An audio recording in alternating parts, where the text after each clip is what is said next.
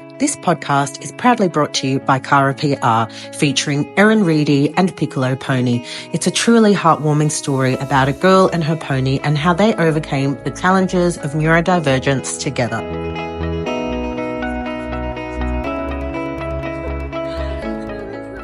Hi, Erin. It's so nice to meet you. It is awesome to meet you. Thank you, thank you. And this is Unicorn Piccolo. Unicorn Piccolo. Hey, handsome. Here we go. So he may not want to pop his head up from eating grass. That's okay. But this is Piccolo. Do you want to give everyone a smile, Piccolo? Oops. No.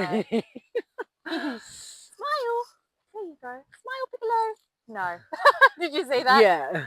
That's all right. You keep eating. Yeah, it's okay. And so how did all of this happen? Where is Piccolo from? So tell me everything. I've grown up with ponies and I've loved them forever. And I went off to drama school. My goal in life was to be on play school and to bring imagination and joy to children. And then I had an amazing tutor at drama school who said, go out and create your own children's work. So then I met beautiful Piccolo at the start of lockdown, and him and I together created Piccolo Ponies. I became Fairy Erin, he became Unicorn Piccolo, and we wrote songs and made costumes. I taught him to do all sorts of tricks. So we had lots of fun doing shows for children and writing for children. And then through my diagnosis of autism and through the work that I do in disabilities and with aged care, we started moving into doing some pony therapy and visiting people in nursing homes and disability group homes and day programs. And it was just more fun than I ever thought. So we've never looked back. That just sounds like heaven. I mean, when I saw you coming, just seeing him with his beautiful hair and his beautiful little unicorn horn, I just couldn't help but like laugh and smile. And I can just only imagine as an actual child, not a grown-up child, just how amazing this would be. He is out of a fairy tale. Oh, he really is. And so you've used Piccolo to really help yourself through your own transition. And so tell me, when did you find out that you were neurodivergent? How did it all come about? So I was diagnosed in early primary school about when I was in year 3, which would have been 2008. I was diagnosed with ADHD and OCD because my teachers had flagged that my comprehension was behind my maths. So academically, I was years behind where I should have been. Socially, I had some challenges as well. If I'd gone to a children's birthday party, it wouldn't be until sort of the last 20 minutes that I would have found a friend and felt settled, and then it was over. So it took a long time for me to adjust to change and process transitions. So with the diagnosis in primary school and the support from everyone around me, I was able to increase all of my marks. In saying that, back in 2008 and even now, there was a lot of stigma about ADHD. It was said to my mum at one point, girls don't get ADHD. So there wasn't a lot of information out there for the general public. And then I kind of struggled the best way I could through high school. I didn't do very well academically until senior years when I was hyper-focusing on my subjects of interest, so English, drama, and music. I did very well. Socially, I really struggled to understand dynamics going on in high school. I took things literally a lot of the times. There was just a lot of cues that looking back now are really obvious. But again, you know, I graduated in 2016. There wasn't a lot of information out there. So it wasn't until into my adulthood, I was at drama school. It kept getting flagged that my eye contact was irregular. My focus kind of became an issue when we were doing, you know, we do 4 hours of movement class. And people kind of were saying to me, do you think you're neurodivergent? I thought nothing of it until the next couple of years. I got married, I moved out of home, I moved a couple of times. There was huge transitions going on in my life and it really destabilized me. I had a hard time adjusting to all of the change going on. And it was also the first time in my life I was living away from horses and ponies. So that's what led me to go and get reassessed. And then I was diagnosed with the autism as well, which has been amazing. It's been so validating.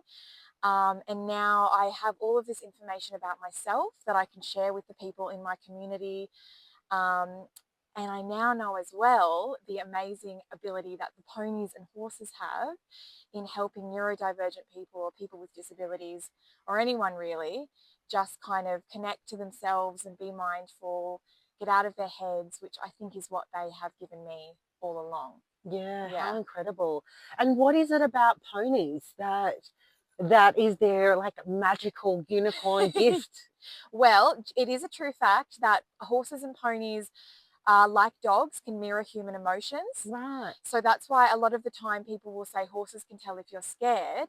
It's because as fight or flight animals, when they're out in the wild and one of their heart rates picks up, collectively the whole herd's heart rate will pick up, and out of instinct they'll get ready to run to keep them safe from predators.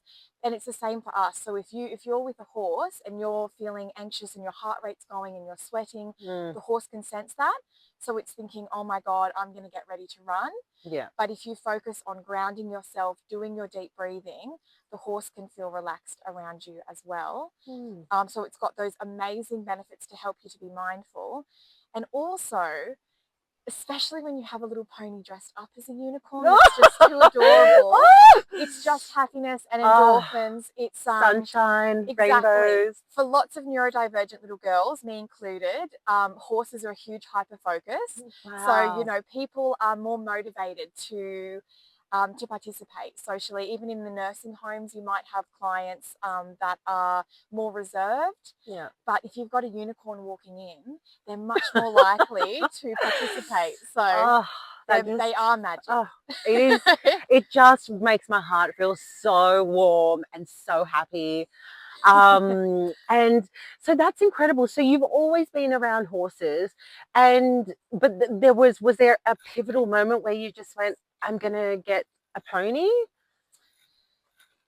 Well, look, I'd always had them. We'd always had ponies going on in the background, and I did all the pony club. I didn't like it, and I think in hindsight it was a sensory thing of the riding and the social dynamics of pony club. It was too overwhelming for me, but I did always just love the little ponies because they're very cute. They're so cute. So actually, when I was in year 8, I saved up all my money to buy my own miniature pony. So I busked with my flute outside of Barrel Woolies. Nice. I did, and I saved up $1,000, and I bought this beautiful, beautiful miniature pony. And his name was Boots. He had one blue eye. I was just obsessed with him. And I trained him up, and I wanted to show him. I just adored him. And then the night before we were going to do our very first show, Robertson show, he passed away. I still don't really know why, whether it was a snake bite, like we don't know. Yeah. And I was just shattered. He was my best friend. He was like I had spent every day after high school talking to him. He helped me navigate all of the big confusing emotions of that time. Yeah. So after he went, I just thought my pony dreams are done. I can't do it. It breaks my heart too much. Yeah. And then, as I said, when I had this idea of the fairies and unicorns, and then as soon as I saw Piccolo, my heart just melted. As soon as I saw him, I thought, oh my God, I love him. And do you know what? I just never expected that my pony dreams would come true. I'd kind of put them all to bed. Yeah. But Piccolo definitely just changed my heart and changed my whole life. So, it's so amazing. Yeah, he's very special. And so what is really interesting is that you had like a feeling that you were different but you weren't sure what it was, but you've kind of instinctively just gone back to the horses and everything that you know and found that peace. And that's just amazing. And then so you trained Piccolo all by yourself over COVID. Yep. which is the power of hyperfocus. Right, I thought of nothing else but Right. Fairy Erin and Unicorn Piccolo world. Oh, how So I got an exciting. awful lot done. I would write shows in 5 hours. You know, we've done 2 albums of children's music. Oh. But it's interesting you say about I kind of fell back into myself anyway. Yeah. I think that because a lot of the messaging I got in my early education was very negatively associating all of my ADHD and my OCD. It was kind of seen as something that held me back academically. Right. I got picked on through school as well. I was misunderstood and misunderstanding the world. Like I really just had no idea what was going on. Right. Yeah. So I felt very strongly that this is a part of myself that isn't to be seen by the world. It's something to be ashamed of. The more normal I can be, the happier my life will be, the more successful I'll be. Yeah. And it wasn't until I was at drama school, where they do celebrate diversity, Right. Yeah. that I just felt empowered to step into who I was. And to let myself be who I was.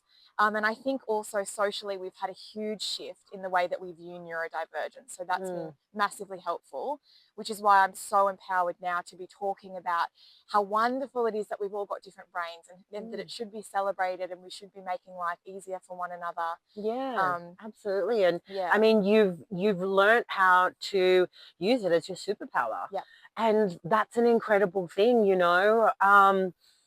I think I've definitely had the times in my life where I just sort of felt, oh my God, I don't belong here. And, you know, and it was somewhat terrifying. But explain to me what it feels like from your point of view, like when you were, you know, growing up as a kid and knowing that you were sort of different, but not knowing exactly what it was. So you said that you felt ashamed and you just wanted to hide it away, but how did you get through every day? Like, well, I were your think I spent a strategies? lot of time with animals. Yeah. I had an amazing mum that was empowering me all the time to do what I was Amazing. interested in. Yeah. But you know, like I just spent a lot of time very confused about how other people know things and I don't. I have this specific memory in early primary school. A student got to write the date on the board every morning, and it was a special thing to get chosen because you get to come up and write. Yeah. And I got chosen one day. Yeah. And I had absolutely no idea what a date was. I clearly was looking out the window that day. And so I just thought people were writing random numbers up there, and it was like a free-for-all. Yeah. So I went up there and just wrote my random favorite numbers. And the teacher said, no, do you want another go? And I thought, well, that's weird because when everyone else writes their numbers, they're fine. But I guess I'll try again. So I wrote some different numbers and she said no. And so they got someone else to come up. And it was never explained to me in that moment what a date was. So I sat down and the information I took from that interaction was there is something so inherently wrong with you that even when you try to do what everyone else does, you still get it wrong. And that's just what I walked away. And there were so many moments like that where I just felt no matter what I did, I lost. You know, there was another time where a teacher had said to us to colour in, and she had explained, colour in the animals as they are in nature. So don't colour in your tiger green, colour it in orange and black. Yeah. Now, I had my inattentive ADHD brain on, so I'm thinking about God knows what. And when it comes to colouring, like, oh, everyone started now. She said something about colouring the tiger green, so I'll make my tiger green. Well, when I gave it back to her, she said, why have you deliberately done the opposite of what I said? And I didn't. And I said, what? You know, and I got in trouble. Like, I just was always behind the mark of knowing what on earth was going on. Yeah. You know, and socially as well, other people would make jokes and then I'd try to join in, but I'd do it wrong and I wouldn't know why. Yeah. So I was just, I was confused a lot of the time. And that's why I love the ponies and that's why they're amazing, especially for autistic people. Yeah. Because they are very clear communicators. Yeah. When we're communicating with humans, they're, you know, 90% of it is falsehoods. People smile when that's not what they're feeling. Yeah. There's all these rules going on. Yeah. But when you're communicating with horses, if they crank at you, their ears are back and they'll turn their butt to you. Yeah. If they're interested in you, they'll talk to you. So you don't have to mask around them. You can be who you are. They're who they are. Yeah. And I think that to me as a young girl was hugely liberating. Yeah. And I think that's the magic of it. Yeah, very safe, I can imagine, because you don't have to, I suppose, overwhelm yourself with all the things that you don't understand, because it's just really clear. Yeah. That's so amazing.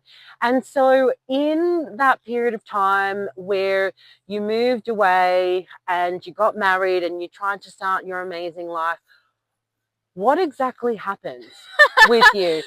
You said you had like meltdowns and stuff, but how did it all come about for you to then go, okay, I have to go and do something about this? Or what happened exactly? Explain to us. So, what I think is very interesting in talking about so in my experience, my neurodivergence has been hugely affected by my hormones. Mm-hmm. So I've found that in a hormonal week, my moods will be more, my sensitivities will be more active. Right. In that time period, I had also gone off birth control. Right. And so I actually was thinking that I was having some huge hormonal issue, and I was having some sort of perimenopause. Right. That's because my research had led me there. Okay. So you hyper focused in on that, and then you got yourself really worked up. And that wasn't the case at all. Okay. But you know, also, I think it majoritively was just there was huge changes. Yeah. I was living out of home, living with my partner sort of for the first time full on. Yeah.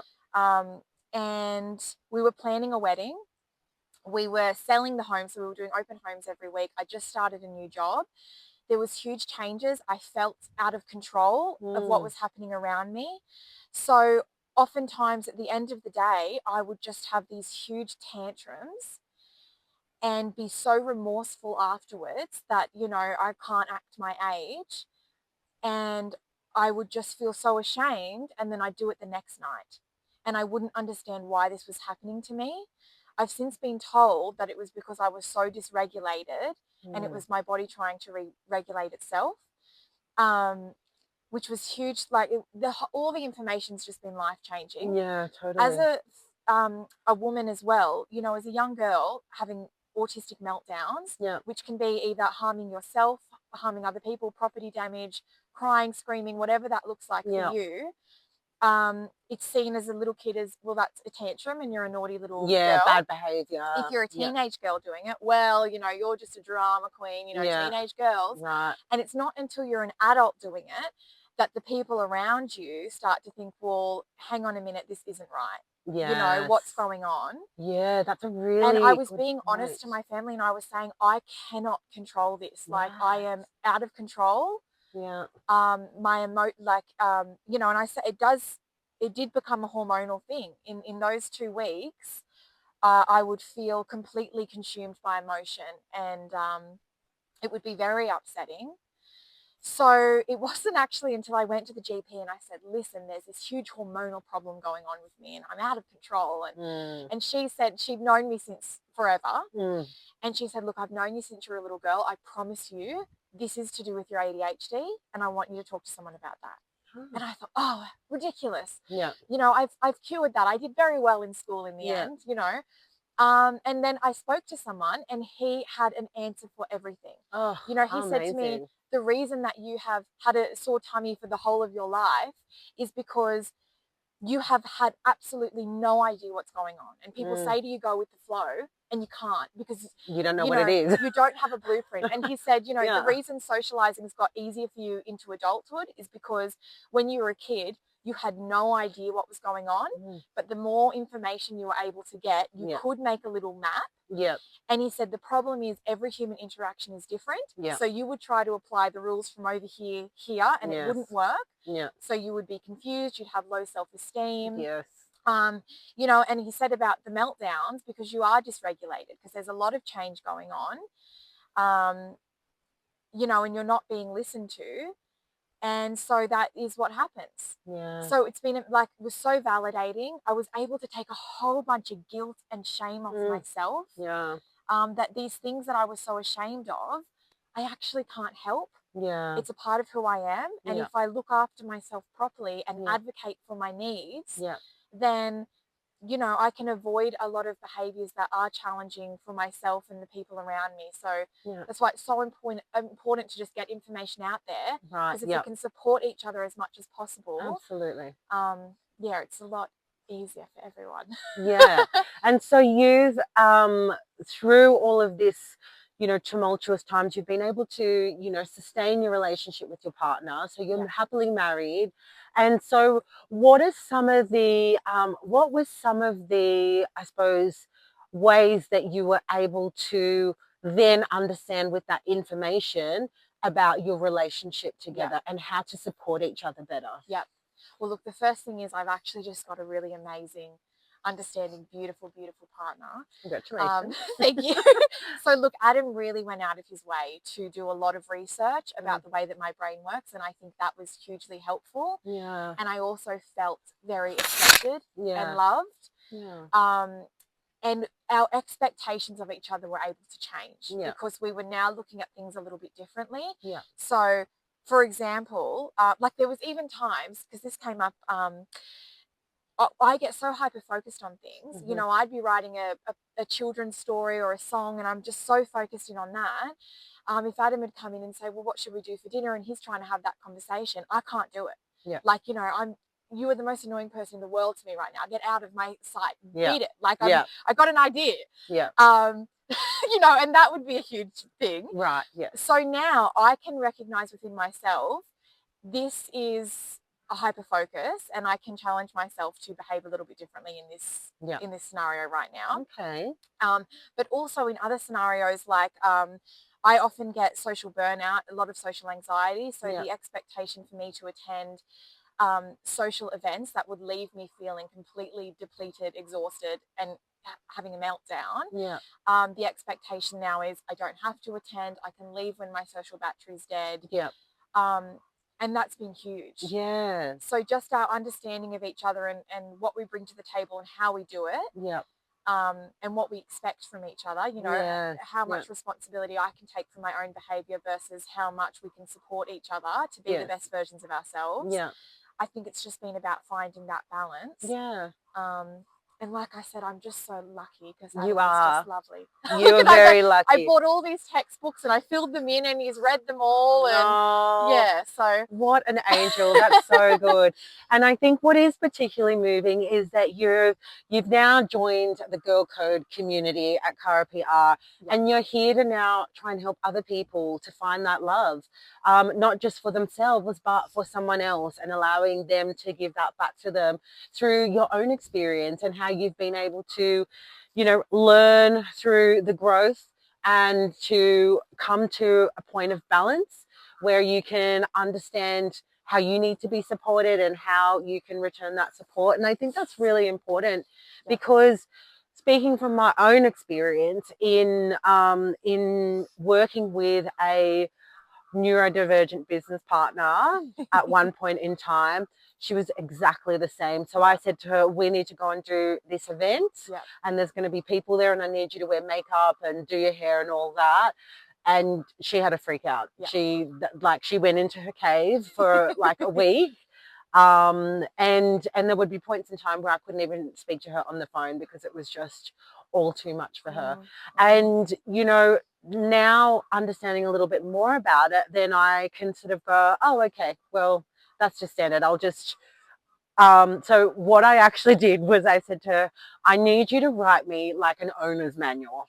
Yeah. Right? I love it. So that I know how to operate with you. But I think what is important is that, you know, we do really like own and appreciate all of our differences, and it is really a superpower. I mean, look at all the amazing things that you've achieved. Like reading all these books, you've trained this beautiful little horse human, shall we call him, and you know, and you're living a loving relationship dynamic. So that's incredible, and you're proud and out there and advocating for others. So I'm just like, I'm so in awe with what you've done. What would be advice to someone, they have an inkling that they're different, but potentially they don't know that they're specifically A, B, or C in the neurodivergent spectrum? I would just send them all the love in the world because it's a very hard place to be in. Yeah. But I would just say, have faith in yourself that you will fall back into who you are. Yeah. And I don't think it's an isolated, neurodivergent experience that you feel foreign in your own body in high school. I think every teenager to some degree feels it, and especially neurodivergent kids who just have no idea where they fit. Yeah. But trust that the whole world gets a lot better out of school. You're not boxed in. Yeah. You have the whole world to pursue any interests you have, to be who you are, to find who you are, to pursue anything that makes you feel joyful. Yeah. You do deserve to be loved. You will find your community if you haven't yet. Yeah. And just follow the creative spark in your heart that makes you happy, and that will lead you home. Yeah. Oh, that's so beautiful. And so your biggest supporter was your mum. Yeah. Did you have any sort of girl code happening throughout your high school and uni, or have you experienced much girl code in? I did. Look, I had a beautiful friend through high school, and we really understood. We were both extremely concerned about whether or not we'd ever be loved. It was our top priority. Yeah. We were very worried about it. Yeah. And she was just lovely to spend time with, and she loved little ponies and rabbits too. So cute. And especially in university, as I said, when I got to drama school, I think truly for the first time in my life, I was wholeheartedly embraced. Yeah. Because they loved my scatty imagination that could, improvise random things on the spot and come up with different ideas and go on a big rant about whatever I'm feeling in that moment. Yeah. And they encouraged me to be who I was, and they celebrated it. So I have some beautiful friends from uni, and especially like my best friend, Emily, like she's been by my side. She was my bridesmaid, and she's helped me. She encouraged me to get the diagnosis, to learn everything I can get. Yeah. She's just been amazing. So girls in your corner definitely do make a difference. Yeah, I will say that absolutely. Yeah. Throughout the last so I've been separated from my daughter's father for the last 4.5 years, and it really is like these incredible women who put their hands up to just help you and to be there for you, that just ends up being the difference, right, between struggling and feeling like, oh my God, I can do this, right? Look, there would be no Fairy Erin and Unicorn Piccolo without my mum. Yeah. She, and really, she was the one advocating from the start about getting me diagnosed with ADHD and saying something's wrong. She put me into remedial tutoring. She sat with me to work on my handwriting, my fine motor skills for hours. So a big part of my autism as well is I find driving very difficult, especially out of the Southern Highlands area. Okay, yeah. Because you're processing lots of information at once. Yeah. Concentrating for long periods of time, I find it very hard. Yeah. My beautiful mum, for 4 years, has driven Piccolo and I around to shows and children's parties and pony therapy sessions. Bless. She has been the greatest volunteer. She's made Fairy Erin costumes and stayed up all night making unicorn horns. She's an angel. Exactly. And she's the one saying, no, it is a good idea. Keep going. The world does care about what you want to make. And we're so lucky if you've got a good mum or a best friend or a wonderful woman in your life. Yeah. Cherish her. Yeah. Oh my God. Absolutely.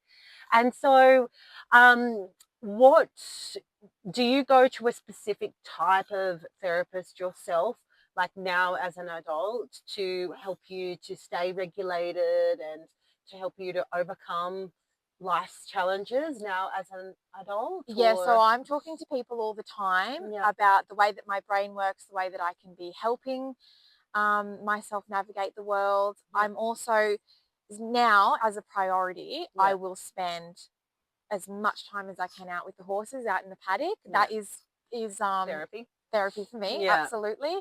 Gets me out of my brain, doing something with my hands, out in nature. So definitely any resources have been amazing for me, and I've been just saying yes to everything and getting as much information as I can to arm myself.